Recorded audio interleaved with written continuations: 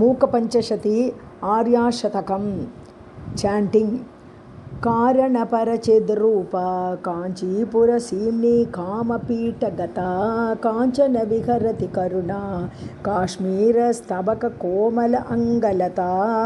कञ्चन काञ्चीनिलयं करधृतकोदण्डबाणशृणिपाशं कठिनस्तनभरनम्रं कैवल्यानन्दकन्दमवलम्बे चिन्तितफलपरिपोषण चिन्तामणिरेव काञ्चीनिलया मे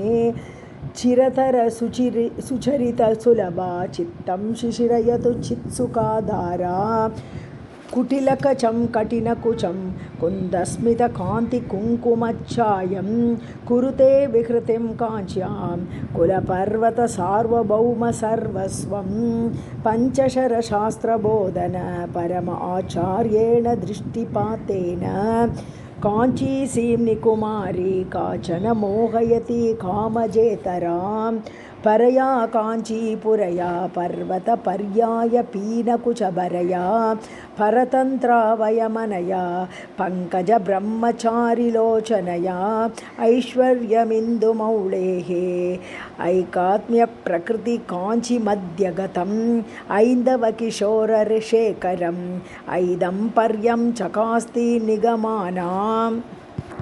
श्रितकम्पासीमानं शिथिलितपरमशिव धैर्यमहिमानं कलये पाटलिमानं कञ्चन कञ्चुकित भुवनभूमानम् आदृतकाञ्चीनिलयामाध्यामारूढ यौवन आटोपाम् आगमवतं सकलिकामानन्द अद्वैतकन्दलीं वन्दे तुंग अभिरामकुचभर शृङ्गारितम् आश्रयामि काञ्चीगतं गंगाधर परतन्त्रं शृङ्गार अद्वैततन्त्रसिद्धान्तं काञ्चीरत्नविभूषां कामपि कन्दर्पसूतिका अपाङ्गीं परमां कलाम् उपासे परशिव वामाङ्गपीठिका सीनां कम्पातीरचराणां करुणाकोरकितदृष्टिपातानां केलीवनं मनो मे केषाञ्चित् भवतु चिद्विलासानाम् आम्रतरुमूलवसतेः आदिमपुरुषस्य नयनपीयूषम् आरब्धयौवन उत्सवम् आम्नाय रहस्यम् अन्तरवलम्बे अधिकाञ्ची परमयोगिभिः आदिमपरपीठसीम्नि दृश्येन अनुबद्धं मम मानसम् अरुणिम सर्वस्वसम्प्रदायेन अंकितशङ्करदेहामङ्कुरित उरोज कङ्कण आश्लेषैः अधिकाञ्ची नित्यतरुणीम् अद्राक्षं काञ्चित् अद्भुतां बालाम् मधुरधनुषा महीधरजनुषा नन्दामि सुरभिबाणजुषा चिद्वपुषा काञ्चीपुरे केलीजुषा बन्धुजीवकान्तिमुषा मधुरस्मितेन रमते मांसलकुचभारमन्दगमनेन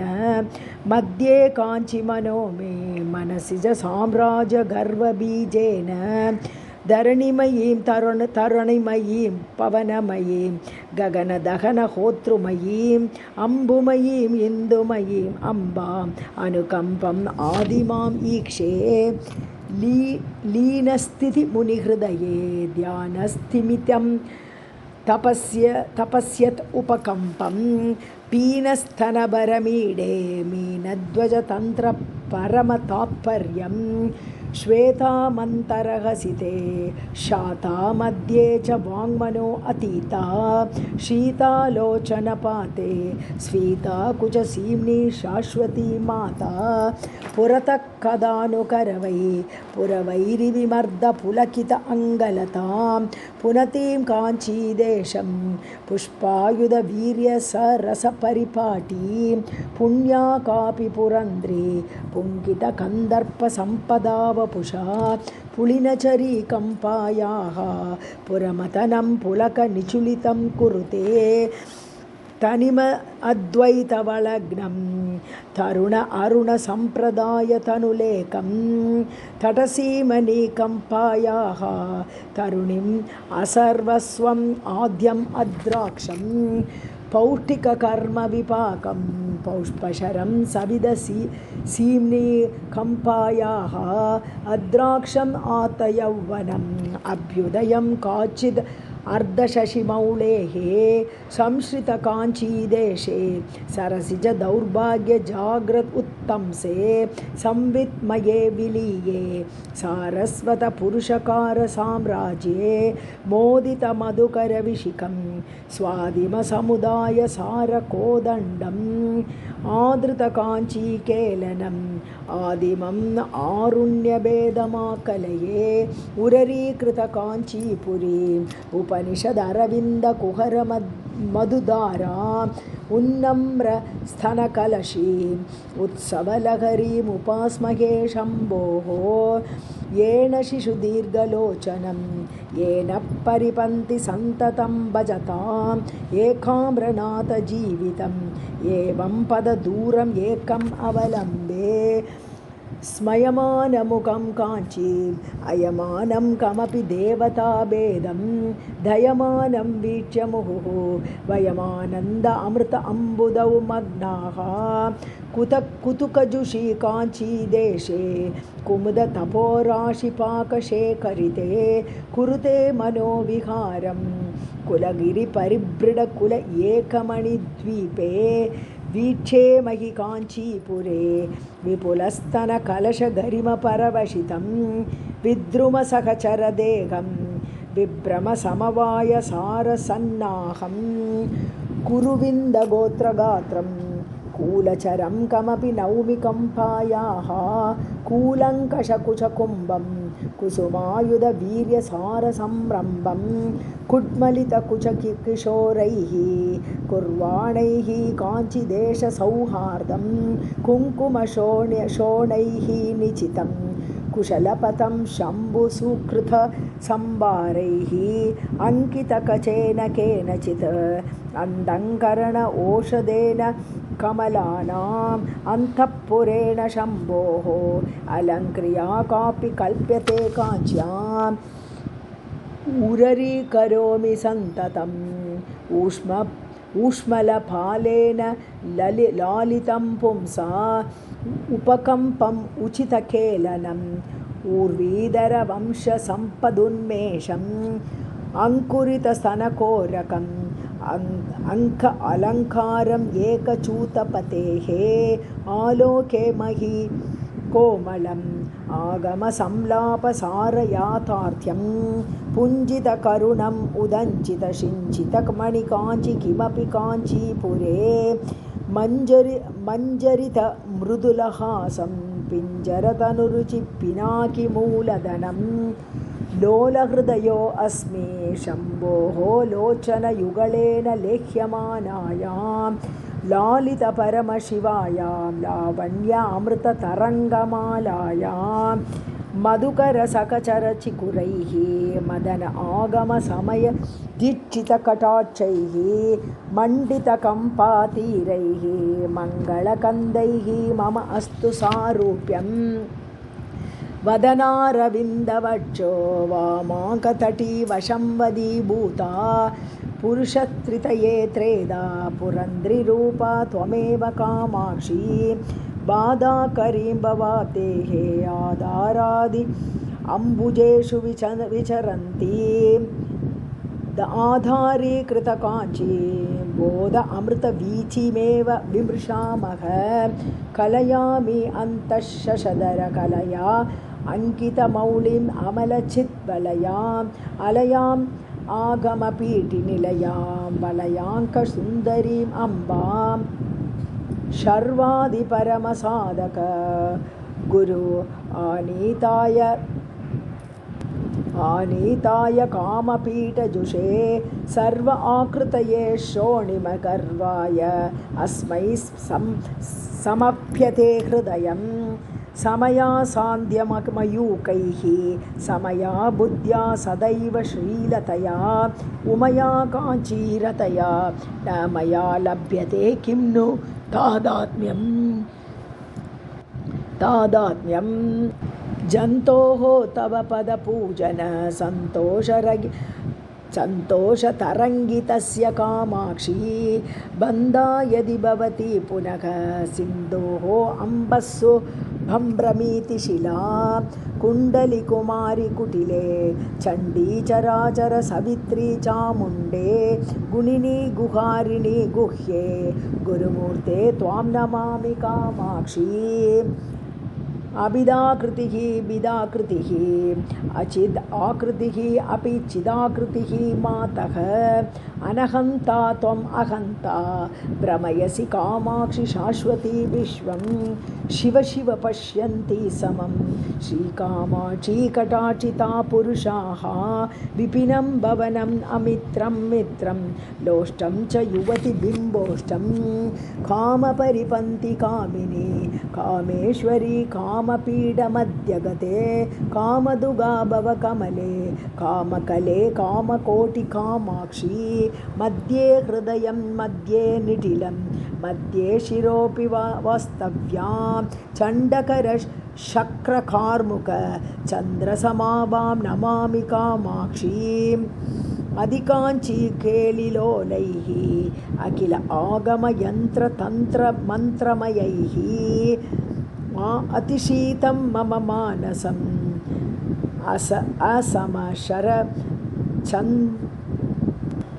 असमशरद्रोही जीवन उपायैः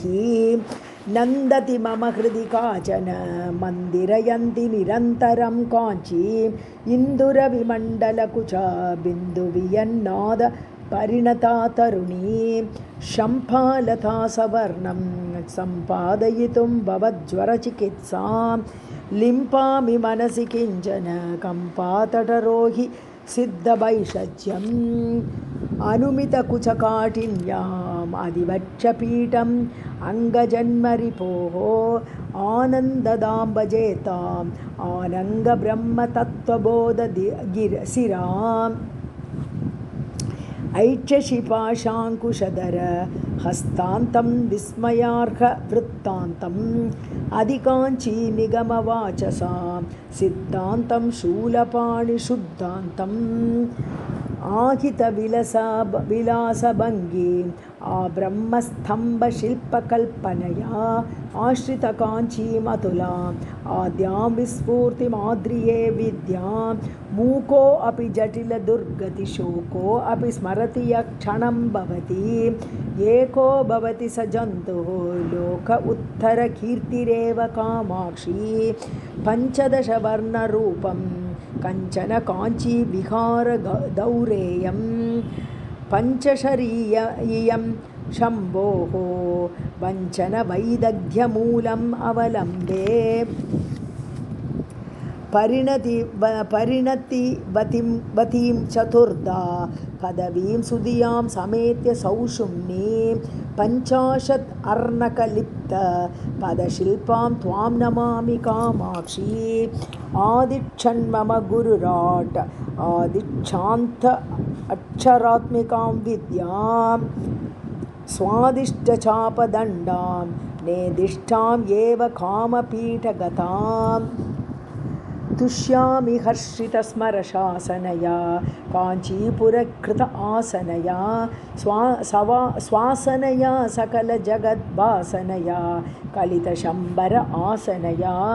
प्रेमवती कम्पायां स्थेमवती यतिमनस्सु भूमवती सामवती नित्यगिरा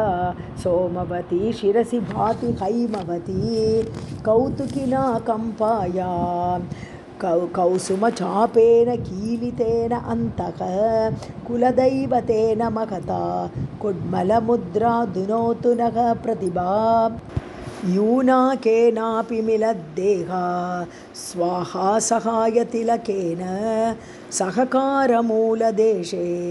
संविद्रूपा कुटुम्बिनी रमते कुसुमशरगर्वसम्पत् कोशग्रहं भाति काञ्चीमध्ये गतं स्थापितम् अस्मिन् कथमपि गोपितम् अन्तः मया मनोरत्नं दग्धषड् अध्व अरण्यं कुसुम्बसंभृत आरुण्यं कलये नवतारुण्यं कम्पातटसीम्नि किमपि कारुण्यम् अधिकाञ्ची वर्धमानाम् अतुलां करवाणि पारणाम् अक्ष्णोः आनन्दपाकभेदाम् अरुणिमपरिणाम गर्वपल्लवितां बाणश्रुणिपाशकार्मुक पाणिम् अमुं कमपि कामपीठगतं येणदरकोणचूडं शोणिमपरिपाकभेदमाकलये किं वा फलति मम अन्यैः बिम्बादरचुम्बिमन्दहासमुखी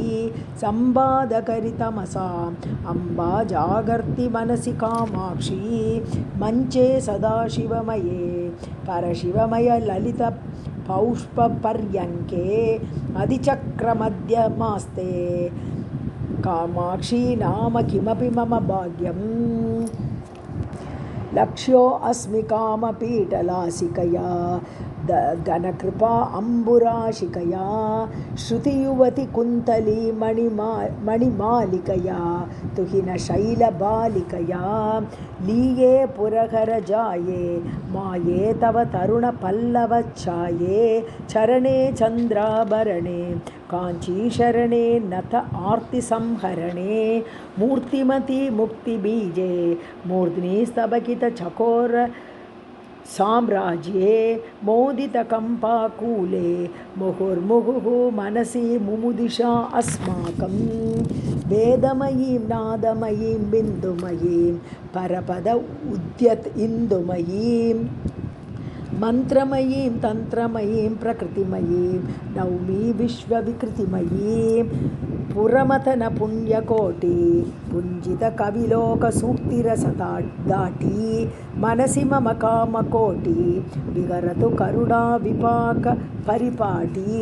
कुटिलं चटुलं पृथुलं मृदुलं कच नयन जगन चरणेषु अवलोकितम् अवलम्बितम् अधिकं पातटम् अमेयम् अस्माभिः प्रद्यङ्मुख्या दृष्ट्या प्रसाददीप अङ्कुरेण कामाक्ष्याः पश्यामि निस्थूलम् अहो पचेलिमं किमपि परशिव उल्लासम् विद्ये विधातृविषये कात्यायनि काळि कामकोटिकले भारती भैरवी भद्रे शाकिनी शाम्भवी शिवे स्तुवे भवती मालिनी महेशशालिनी काञ्ची केलिनी विपक्षकालिनी ते शूलिनी विद्रुमशालिनी सुरजनपालिनी कपालिनी नमोस्तु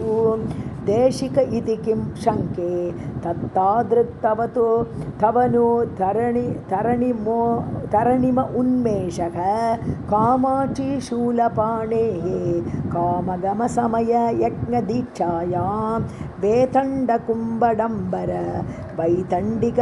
कुचभर आर्थमद्यां कुङ्कुमरुचे नमस्यां शङ्करनयन अमृताय रचयामः अधिक अंचितमणिकाञ्चन काञ्चीम् अधिकाञ्ची काञ्चित् अद्राक्षम्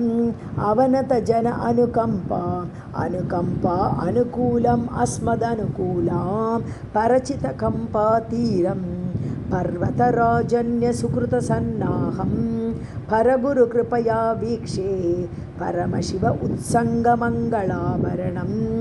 दग्धमदनस्य शम्भोः प्रतीयसीं ब्रह्मचर्यवैदग्धीं तव देवी तरुणिमश्री चतुरिमपाकः न चक्ष्मये मातः मदजल तमालपत्रा वसनितपत्रा कर आदृतकनित्रा विहरति पुलिन्दयोषा गुञ्जाभूषा फणीन्द्रकृतवेषा अङ्केषु किनी गीते कौतुकिनी परिसरे च गायकिनी जयसी सविदे अम्ब भैरवमण्डलिनी श्रवसी शङ्खकुण्डलिनी प्रणतजनत अपवर्गा कृतबहुसर्गा ससिंहसंसर्गा कामाक्षी मुदितभर्गा हतरिपुवर्गा त्वमेव सा दुर्गा श्रवणचलद्वेदण्डा समरोद्दण्डा धृत असुरशिखण्डा देवी कलित आन्त्रषण्डा धृतनरमुण्डा त्वमेव चामुण्डा ऊर्ध्वीधरेन्द्रकन्ये दर्वीभरितेन भक्तपूरेण गुर्वीम् अकिञ्चन आर्तिं कर्वी कुरुषे त्वमेव कामाक्षी तडितरिपुपरिपीडन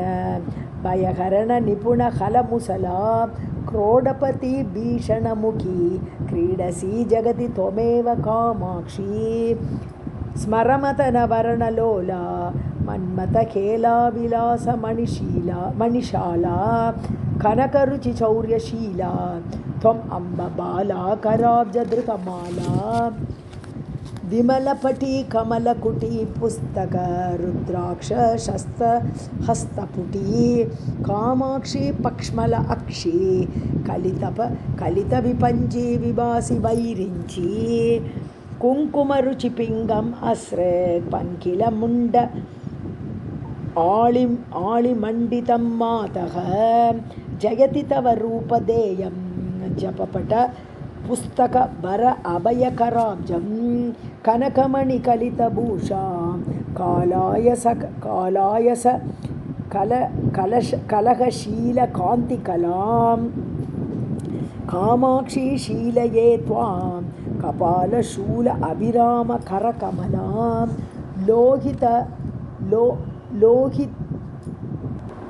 लोहितिम पुञ्चमध्ये मोहितभुवनं मुदा निरीक्षन्ते वदन तव कुचयुगलं काञ्ची सीमां च के अपि कामाक्षी जलधि द्विगुणितकुतवः दिशा दिनेश्वर कला अश्विनेयदलैः नलिनैर्महिषी गच्छसि सर्वोत्तरकरकमलदलम् अमलम् सत्कृतदेशिकचरणाः सबीजनिर्बीजयोगनिःश्रेण्या अपवर्गसौधवलभीम् आरोहन्ति अम्बके अपि तव कृपया अन्तरपि बहिरपि त्वं जन्तु ततः अन्तकृत् अहन्ते चिन्तितजन्तन्थानवतां सन्ततमपि तन्तनीषि महिमानं खलमञ्जुळवाक् अनुमितगल पञ्जरगत शुकग्रह औत्कण्ठ्यात् अम्बरदनाम्बरं ते बिम्बफलं शम्बर अरिणा न्यस्तं जय जय जगदम्ब शिवे जय जय कामाक्षि जय जय अद्रिसुते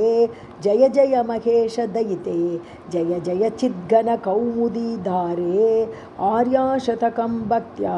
पठताम् आर्यकटाक्षेण निस्सरति वदनकमलात् वाणी पीयूषधोरणी दिव्या इति आर्याशतकं सम्पूर्णम्।